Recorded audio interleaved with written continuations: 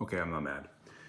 But I have a couple of things I want to bring up to your attention right now. Some things that I shared a couple days ago, and a couple of things that I'm going to share with you again today.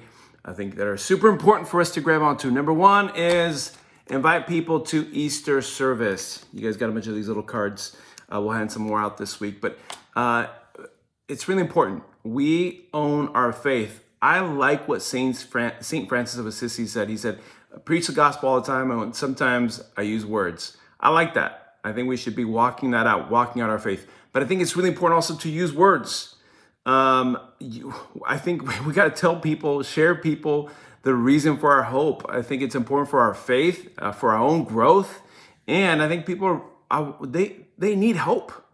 Man, there's been some crazy things that we've been experiencing over the last, man, it feels forever now. And just the recent shootings that have been happening, I mean, just continued junk that happens in our country, in our society, in our culture, and continuing all these polarization things that are happening all around us. Man, people are having a hard time with that. Just even recently, as things begin to open up more, man, people are finding really destructive ways to release the tension that they were under for the last 12 months. And people are running from their pain, they're running from the hurt that they've been experiencing, and they just don't know how to face it. I was reminded in Joshua chapter 17 today that the Israelites, they were kind of gaining territory. They were gaining ground, and they were supposed to drive out the Canaanites. And a group of the Israelites, a tribe, said, we can't do that. They have iron chariots, and we're afraid to do this. I don't think we can drive them out. And Joshua said, no, you will. You have something with you much bigger, much stronger than the fear that lies within you. You're gonna take the valleys. You're gonna take what is yours. And I say, and that sounds very conquest, like kind of driven. I say that the application I want to use for that is that there's a lot of fears, a lot of difficulty that we're walking through, and sometimes they seem like giant iron chariots, but really we have a much bigger God.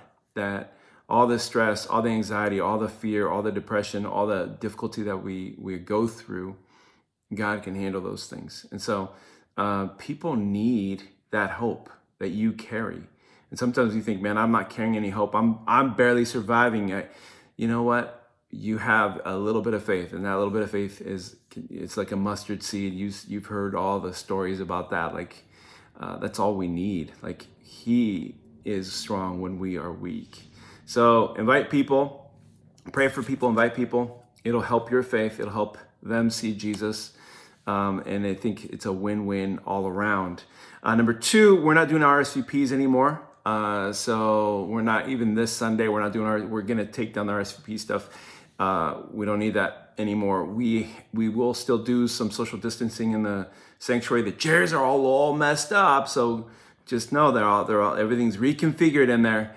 And you won't have to worry about RSVPing. We still have some guidelines that we're going to post up as people are walking in. But those are two things I want to share with you guys. Stoked also, number three, for this Sunday, we have our final Sunday on our campaign.